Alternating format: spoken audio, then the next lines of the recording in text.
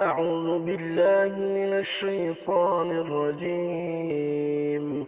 بسم الله الرحمن الرحيم. والمرسلات عرفا فالعاصفات عصفا والناشرات نشرا فالفارقات فرقا فالملقيات ذكرا عذرا أو نذرا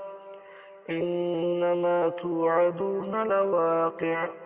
فإذا النجوم طمست وإذا السماء فرجت وإذا الجبال نصفت وإذا الرسل أقتت لأي يوم أجلت ليوم الفصل وما أدراك ما يوم الفصل ويل يومئذ للمكذبين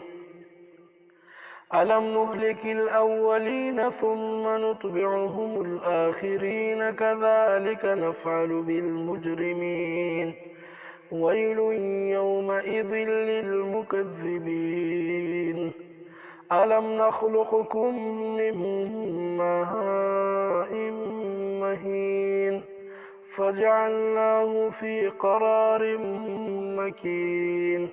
إلى قدر معلوم فقدرنا فنعم القادرون ويل يومئذ للمكذبين انطلقوا إلى ما كنتم به تكذبون انطلقوا إلى ظل ذي 3 شعب لا ظليل ولا يغني من اللهب إنها ترمي بشرر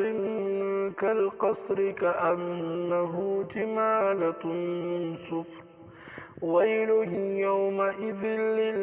للمكذبين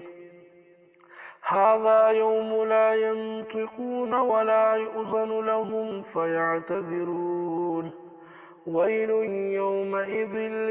للمكذبين